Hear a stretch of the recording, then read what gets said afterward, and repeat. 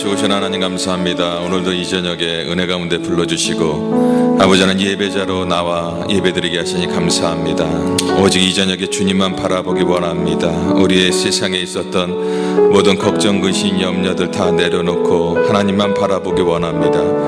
하나님 예배를 통해서 아버지의 음성 들려주시고 그러므로 믿음의 믿음을 더해서 이 문을 차고 나아갈 땐 세상 근심 염려가 감사와 기쁨으로 변하는 귀한 은혜의 시간 되게 하여 주시옵소서. 바라옵건대 우리 한인 선교교회 하나님께서 토론토의 아버지 하나님 은혜 가운데 주님의 몸된 핏값으로 이 교회를 사셨사오니 아버지 우리 한인 선교교회가 은혜 가운데 더욱더 부응하며 사명을 잘 감당하기 원합니다. 지금은 미약하지만 은혜 가운데 하나님께서 복의 복을 주사 나중에는 심히 창대해질 것을 믿습니다. 믿음으로 바라보게 하시고 믿음으로 승리하는 주의 백성들이 될 수 있도록 축복하시고 감사드리며 예수님의 이름으로 기도드렸습니다. 아멘. 오늘 말씀은 마가복음 4장 26절에서 32절 말씀입니다. 마가복음 4장 26절에서 32절.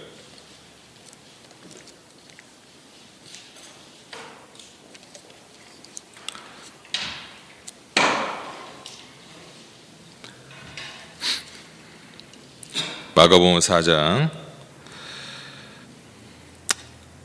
26절 32절. 또 이르시되 하나님의 나라는 사람의 씨를 땅에 뿌린과 같으니 그가 밤낮 자고 깨고 하는 중에 씨가 나서 자라되 어떻게 그리 되는지를 알지 못하느니라. 땅이 스스로 열매를 맺되 처음에는 싹이요 다음에는 이삭이요 그 다음에는 이삭의 충실한 곡식이라. 열매가 익으면 곧 낫을 대나니 이는 추수 때가 이르렀음이라. 또 이르시되 우리가 하나님의 나라를 어떻게 비교하며 또 무슨 비유로 나타낼까?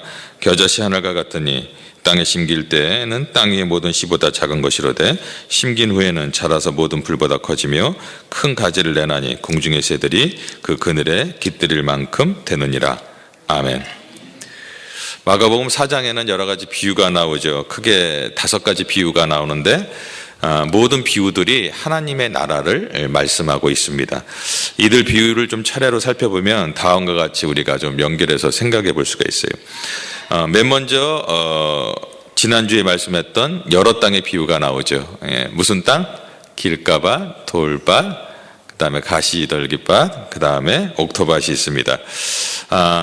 가시나 길가나 돌밭은 아무리 땅에 떨어져도 그 땅에 떨어지면 열매를 맺지 못한다. 마찬가지로 이러한 마음을 가진 자들에게는 하나님 나라가 임할 수 있을까요? 없을까요?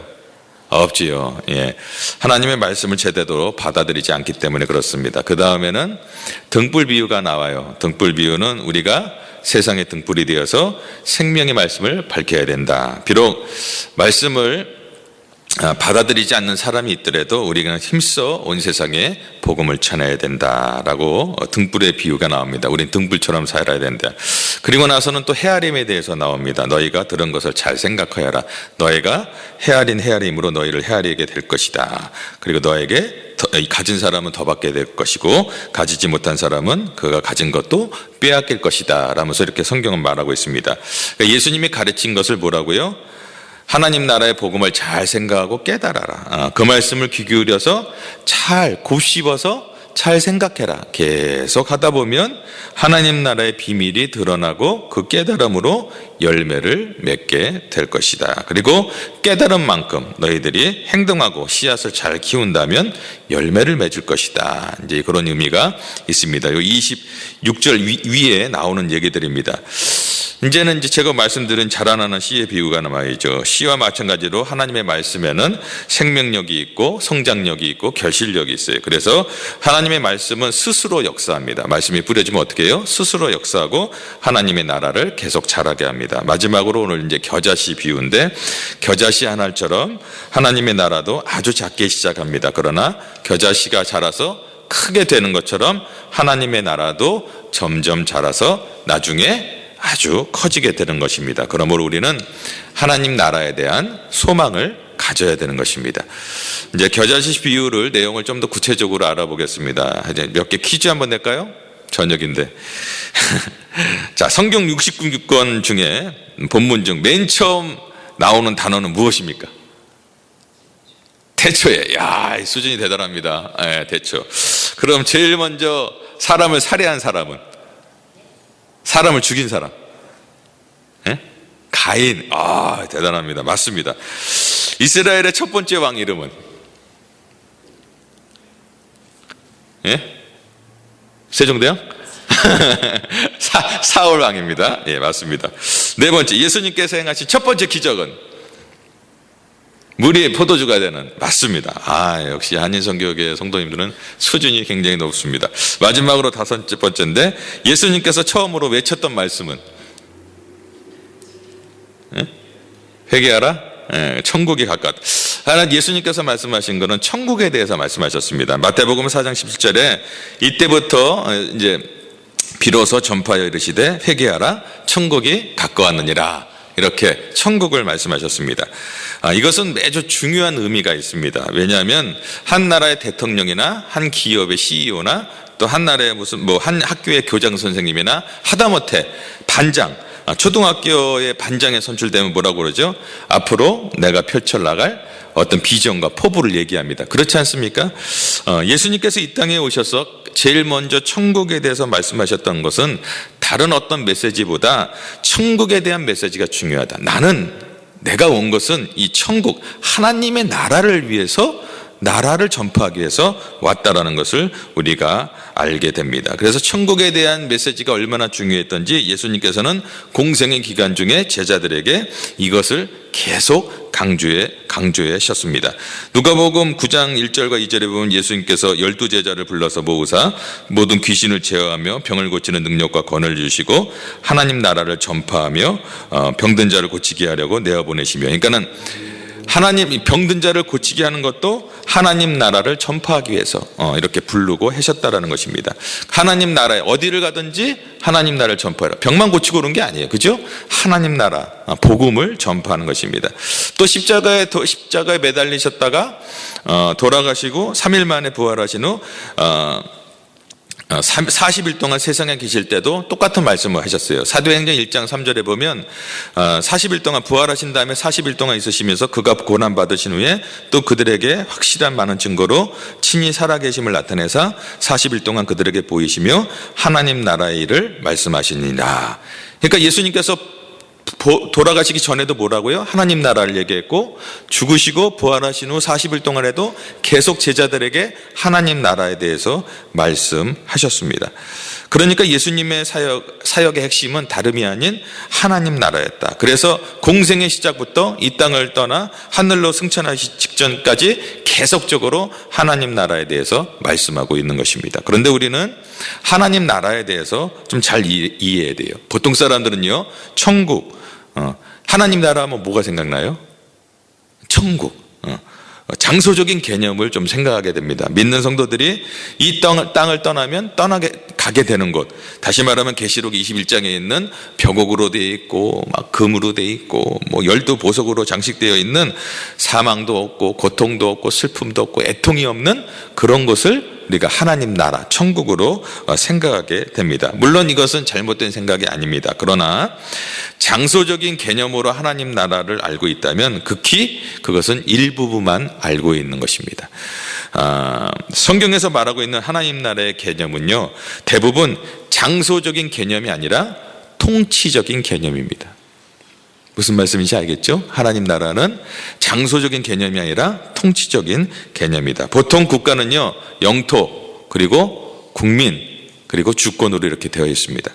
일반적으로 국가가 존재하기 위해서 영토와 국민이 중요합니다. 그런데 영토와 국민이 있다 할지라도 뭐가 없으면 아무것도 아니에요? 주권이 없으면 아무것도 아니죠. 그죠? 우리나라 생각해 보세요. 일제시대 때 손기정 선수가 막 뛰었잖아요. 그래갖고 금메달 땄잖아요.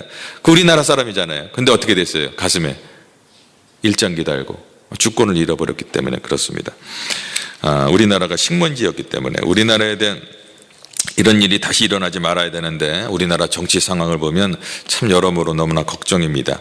성경에서 말하고 있는 하나님 나라는 대부분 영토 개념이 아니라 통치의 개념입니다. 하나님 나라라는 말은 영어로 The Kingdom of God, The Kingdom of God 번역하고 있는데 하나님께서 통치하는 왕국이다.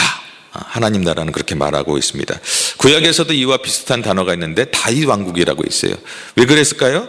이것은 다윗이 통치했기 때문에 다윗 왕국이라고 했습니다. 마찬가지로 하나님이 다스리고 있다면 그것이 바로 하나님의 나라인 것입니다. 아멘. 만약 여러분이 하나님 나라의 다스림을 받고 있다면 여러분들 속에 이미 뭐가 임했어요? 하나님의 나라가 임한 것입니다. 여러분의 가정 속에 가정이 하나님의 다스림을 받는 가정이라면 여러분의 가정은 하나님의 나라가 임한 것입니다. 저는 여러분들의 삶 가운데 가정과 직장 하는 모든 일 가운데 하나님이 다스리는 통치가 있는 하나님의 나라가 임하길 바랍니다. 아멘. 그런데 하나님이 통치하지 못하고 내가 주인이 되어서 사람이 주인이 되어서 통치하는 데가 얼마나 많은지 모릅니다. 가정도 그렇습니다. 정말 하나님이 다스려 주셔야 되는데 누가 주인이 돼요? 내가 주인이 돼 있어요. 내 사업도 그럽니다. 내 자녀도 그렇습니다. 또 교회에서도 얼마나 많은 사람들이 이 주도권을 잡기 위해서 통치하기 위해서 사람과 사람이 어떤 목사는 내가 주인이다. 성도는 또 내가 주인이다. 그러니까 성도하고 목사하고 싸우고 예수님이 주인인 걸 믿으시기 바랍니다. 아멘. 우리가 주인이 아니에요. 그런데 그냥 그런 것들을 주도권 싸움으로 서로 상처를 지고 갈라지는 그런 아픔이 너무나 많다는 것입니다. 하나님 나라가 임하지 않은 거죠. 다툼이 있고 싸우는 것은 하나님 나라가 임하지 않습니다. 공생의 기간 동안 주님은 항상 하나님 나라에 관심을 가지고 계셨고 또 하나님 나라에 대해서 말씀하셨습니다. 오늘 본문에도 예수님께서 하나님 나라에 대해서 말씀하시고 계신 것을 볼 수 있죠. 30절에 보면 또 이르시되 우리가 하나님 나라를 어떻게 비교하며 또 무슨 비유로 나타낼까? 일반적으로 여러분 사람들은 크기를 이야기할 때 좀 고민을 하다가 아주 큰 거예요. 아주 커. 무슨 땅덩어리가 커. 그러면 어떻게 얘기하실래요? 전 목사님? 땅이 커요. 그러면은 한국 같으면은 그거 여의도 공원의 몇 배 정도 이런 식으로 얘기를 하죠. 굉장히 높아요. 그러면은 어떻게 얘기하실래요? 에베레스트 산 정도 높다 이렇게 얘기하고 또 멀다라고 거리가 멀다라고 하면 어떻게 얘기하죠? 여기에서 토론토에서 오타와 정도까지 될 거야 퀘벡까지 될 거 이런 식으로 해서 우리가 그러니까 비유를 통해서 얘기를 하죠. 그래서 사람들이 잘하는 것을 비교 대상으로 얘기해서 얘기를 이제 전하게 됩니다. 예수님께서도 하나님 나라를 말씀하시다가 사람들에게서 하나님 나라에 대해서 잘 이해시키기 위해서 비유로 말씀해 주시는 거예요. 31절에 보면 겨자씨 하나가 같으니 땅에 심길 때는 땅의 모든 씨보다 작은 것이로되 예수님께서 하나님 나라를 뭘로 비유했어요? 겨자씨로 하나를 비유했습니다. 겨자씨라는 것은요 아주 작은 것을 의미합니다. 우리 주위에 겨자씨를 볼 때 겨자씨를 볼 수 없지요. 그래서 뭐라고 얘기합니까? 좀 작은 것을 저는 우리 화면이 보면 밤톨 같은 놈 작아고 통통 튀겨나온 밤톨 같은 놈 그렇게 얘기하고 남편이 돈을 못 벌어다 주면 뭐라고 얘기해요? 쥐꼬리만큼 돈도 벌어다 주면서 쥐꼬리. 어떤 사람은 콩 하나라도 나눠 먹어야지 이런 식으로 얘기하는 사람들도 있습니다. 작은 것을 표현할 때 우리는 이렇게 밤톨, 쥐꼬리, 콩 이런 식으로 이제 얘기를 하는데 예수님 당시에는 작은 것을 표현할 때 그 나라 문화가 있잖아요. 겨자씨라는 단어를 사용했어요. 왜냐하면 이 겨자씨는 당시 팔레스타인 지방에서 재배되었던 식물의 씨앗 중에 가장 작은 것이었습니다. 그래서 사람들이 다 알았어요. 그거에 대해서. 그래서 보편적인 걸 가지고 얘기를 하고 있는 것입니다. 예전에 어떤 부흥의 강사님이 오셔갖고 겨자씨를 보여주시더라고요. 겨자씨가 너무 작아서 코팅을 해갖고 와갖고 나는 이제 저기 성지순례 갔다 왔다 이거지. 그러면서 이제 보여주는 거예요. 근데 안 보여요. 안 보여. 이렇게 보이는데 안 보여요. 과장돼서 얘기하자면 눈이 조금 나쁜 사람은 안 보입니다. 거의 1mm에서 2mm 정도 돼요. 그러니까 너무 작죠. 그거를 코팅해갖고 갖고 다니면서 보여주시더라고요. 예수님 당시에 작은 것을 비유할 때는 이렇게 겨자씨로 비유를 했습니다. 그런데 예수님은 근데 그 겨자씨로 말하는 것처럼, 근데 왜 겨자씨로 얘기했을까? 우리가 하나님 나라를 얘기할 때, 아유, 하나님 나라는 저 에베레스트 산보다 더 넓고 그랜드 캐년보다 더 웅장하고 뭐 하여튼 뭐 이렇게 얘기할 수 있잖아요. 그런 대서양보다 더 넓고. 근데 그렇게 말씀하지 않으시고 작은 것을 상징하는 겨자씨 한 알로 비유를 하셨다라는 거예요. 여기에는 몇 가지 이유가 있는데, 이것은 하나님 나라의 첫 번째 특징은 이렇게 생명성입니다. 그걸 말씀하시기 위해서는 겨자씨를 비유했어요. 예수님께서는 하나님 나라를 말씀하시면서 단순히 작은 것을 강조한 게 아니에요.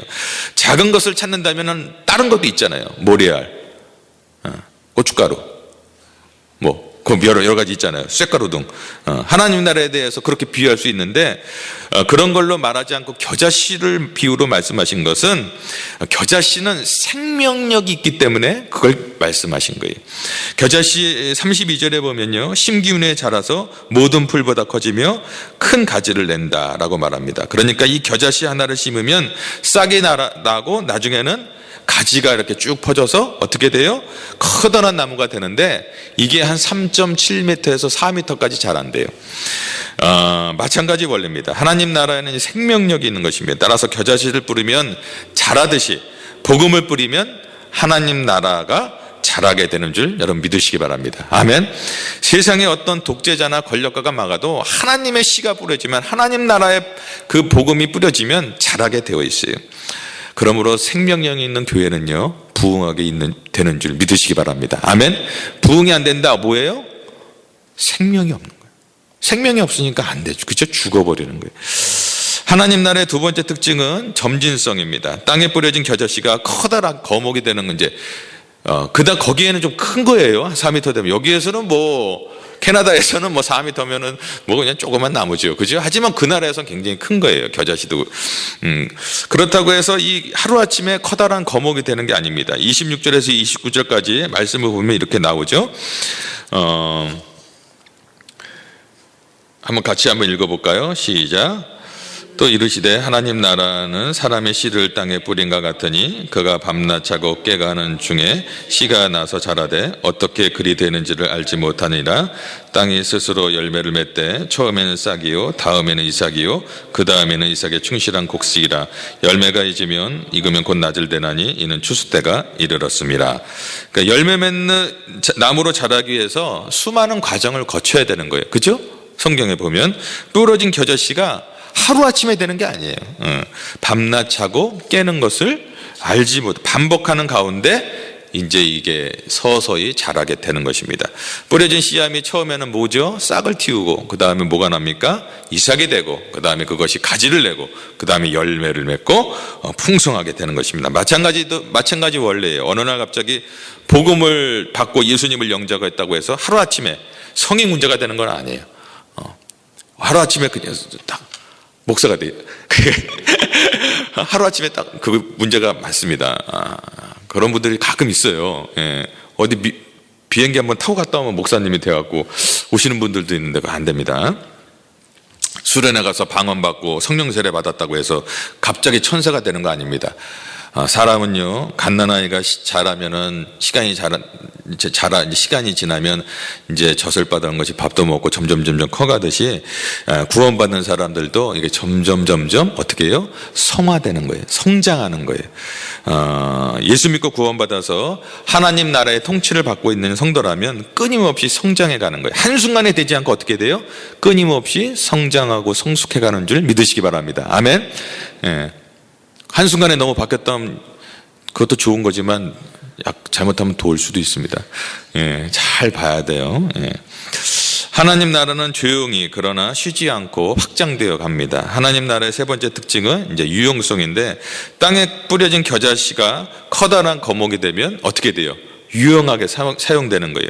32절에 보면 심기 위에는 자라서 모든 풀보다 커지며 큰 가지를 내나니 공중의 새들이 그 그늘에 깃들일 만큼 된다. 겨자씨 하나를 자라서 많은 가지가 달린 큰 나무가 되었을 때 뭐라고요? 많은 새들이 와서 조잘거리고 쉬고 거기에서 집을 짓고 깃들일 만큼 그렇게 된다라고 성경은 말합니다. 마찬가지 원리예요. 커다란 나무가 되게 보일까 말까한 겨자씨가 자라서 그렇게 커다란 나무가 되었습니다. 그것처럼 하나님 나라는 예수님 한 분으로부터 시작되었어요. 아멘. 그렇죠? 예수님 한 분으로. 예수님의 삶이 겨자씨와 같았습니다. 예수님은 이 땅에 오실 때 어떤 로마의 황제의 아들이나 어떤 무슨 뭐 대강 고관대작의 어떤 아들이나 무슨 재벌의 아들로 오지 않았습니다. 누구의 아들로 왔죠? 목수의 아들로 왔습니다. 그리고 예수님께서 태어날 때 어떻게 태어나셨어요? 베들레헴의 마구간에서 태어나셨습니다. 어떻게 보면 겨자씨 한 알처럼 참 볼품없는 분으로 오셨어요. 그죠? 겨자씨 한 알 1mm짜리가 무슨 볼품이 있겠습니까? 예수님도 그렇게 오셨습니다. 그런데 놀라운 것은 예수님 한 분으로 시작된 그 하나님의 나라가 어떻게 돼요? 12명의 제자와 함께 오순절에 마가의 다락방에서 120명의 무성도들이 성령세를 받고 나가면서 어떻게 돼요? 사마리아와 땅끝까지, 유럽으로, 세계로 온 땅 끝까지 복음이 전파되었다는 것입니다. 그렇습니다. 겨자씨 한 알이 큰 나무로 자라듯이 예수님 한 분을 통해서 이 놀라운 역사가 계속적으로 일어나는 줄 여러분 믿으시기 바랍니다. 아멘. 2000년 동안 복음의 겨자씨가 뿌려진 곳에서 큰 나무술이 이뤘어요. 그리고 겨자씨 나무가 겨자씨가 자라서 그 나뭇가지에 많은 새들이 깃들이듯이 수많은 사람들이 어떤 예수님을 믿고 구원받아서 하나님의 백성이 되고 또 예수님을 통해서 그들이 쉼을 얻고 이 땅에서도 은혜와 축복을 받아 누리는 줄 여러분 믿으시기 바랍니다. 아멘. 앞으로 주님께서 다시 오실 때까지 하나님 나라는 계속해서 확장되어 갈 줄 믿습니다. 아멘. 그런데 여러분 이제 우리가 이렇게 교훈을 받았습니다. 그러면은 예수님께서 이렇게 말씀하신 것은 우리에게 무슨 교훈을 주려고 하는 걸까요? 우리에게 이제 말씀을 들었잖아요. 무슨 교훈이죠? 작은 것의 위력이라는 거예요. 그 교훈을 주기 위해서 우리가 말씀해 주고 있습니다. 작은 겨자씨 하나를 심겨지어서 싹이 나서 커다란 나무가 되어서 수많은 새들을 불러들이고 그리고 그들이 쉼을 얻는 그런 나무가 된 것처럼 비록 눈에 띄지 않은 작은 게 하나가 어떻게 해요? 굉장히 중요하다. 우리는 사람들 얘기할 때 야, 네가 뭘 한다고 그래. 그쵸? 그냥 있어. 뭐 조그만 거 하나서 야, 그거 갖고 뭘 한다고 그래. 있어. 대단치 않게 보는 경우가 굉장히 많습니다. 수년 전에 한국에서 실제로 있었던 일인데요. 부산에서 제주도로 가는 어떤 그 새 여객선이 있었는데 그 여객선이 출항된 지 얼마 안 되지 않아서 좌초하고 말았습니다. 근데 배도 새 거고요. 그리고 배를 모는 그 선장도 베테랑이었어요. 근데 왜 배가 좌초되었을까? 원인을 분석해 보니까 배의 길을 인도하는 그 나침판에 작은 쇠조각이 들어간 걸 발견하게 되었습니다. 그러니까 나침판이 어떻게 돼요?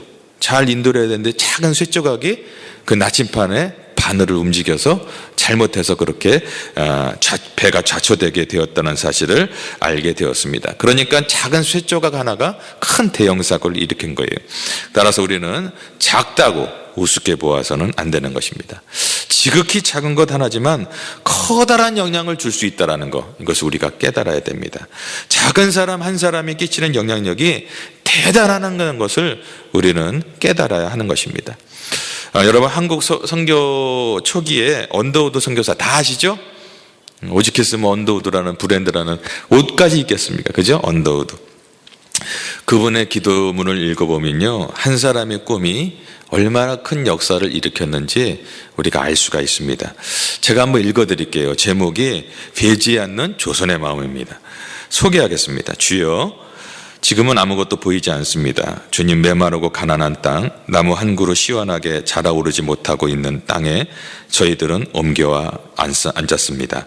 그 넓고 넓은 태평양을 어떻게 건너왔는지 그 사실이 기적입니다.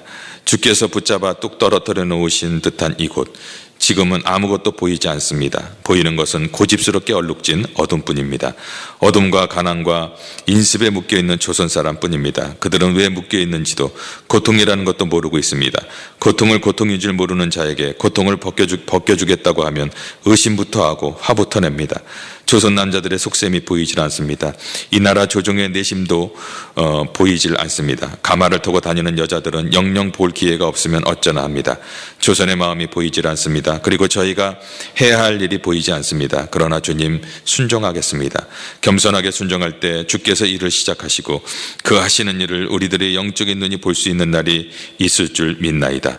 믿음은 바라는 것들의 실상이요 보지 못하는 것들의 증거니라고 하신 말씀을 따라 조선의 믿음의 앞날을 볼 수 있게 될 것을 믿습니다. 지금은 우리가 황무지 위에 맨손으로 서 있는 것 같사오나 지금은 우리가 서양 귀신 양기자라고 손가락질 받고 있사오나 저희들이 우리 영혼과 하나인 것을 깨닫고 하늘나라의 한 백성 한 자녀임을 알고 눈물로 기뻐할 날이 있음을 믿나이다. 지금은 예배드릴 예배당도 없고 학교도 없고 그저 경계와 의심과 멸시와 천대함이 가득한 곳이지만 이곳이 머지않아 은총의 땅이 되리라는 것을 믿습니다. 주여 오직 제 믿음을 붙잡아 주옵소서. 이 언더우드 선교사가 한국에서 처음 와서 활동할 때 122년 전입니다. 그때 알펜젤러 선교사님하고 같이 사역을 했죠. 그때 당시에 조선 사람들은 믿는 사람들이 거의 없었습니다. 오히려 조선 사람들은 목숨을 걸고 온 그들에게 서양 귀신이라고 손가락질하고 그들을 놀려대고 그들을 무시했습니다. 배척했습니다.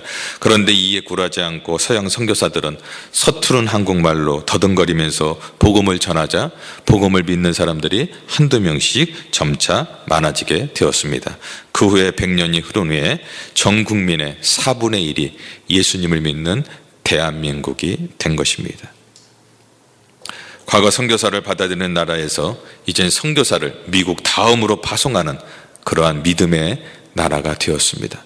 경제력도 10위 안에 드는 강대국이 된 것입니다. 이것이 바로 겨자씨의 역사인 줄 전 믿습니다. 자그마한 겨자씨가 이 땅에 떨어져서 큰 나무 자라나 수많은 세대를 기다리게 하는 것처럼 소수의 서양 선교사님들이 정말 조선 땅에 뿌린 복음의 씨앗이 자라나 수많은 영혼을 살린 것입니다. 오늘 이러한 역사가 토론토와 우리 한인 선교교회에 있기를 바랍니다. 우리 한인 선교교회에 오는 분마다 정말 주님의 은혜 가운데 행복과 기쁨으로 넘치는 그런 삶을 살기 원합니다. 그들이 이곳에 깃들기 원합니다. 그러기 위해서는 우리가 노력을 해야 됩니다. 정말 큰 가지가 되어서 정말 그들에게 기쁨과 어떤 행복과 주님의 복음을 전할 수 있는 그렇게 삶을 살기 위해서는 어떻게 돼요? 한 알의 겨자씨도 우리가 심겨줘야 됩니다. 심기어지지 않으면 아무런 열매가 맺지 않습니다. 여러분, 심기어진다는 것은 뭐죠? 내가 땅에 묻힌다는 겁니다. 내가 죽는다는 것입니다. 내가 계속 죽고 내가 십자가에서 계속 죽을 때 이제 내 안에서 예수님의 십자가 겨자씨가 잘 자라서 나를 통해서 많은 사람들이 예수님을 만나고 쉼을 얻을 수 있는 그런 믿음의 거목이 될 줄 믿습니다. 우리 모두 심어집시다. 그러므로 우리 한인선교회가 많은 사람들에게 정말 큰 거목이 되어서 정말 이곳에 와서 주님 만나고 쉼을 얻는 그런 한인선교회로 성장하게 될 줄 믿습니다. 아멘.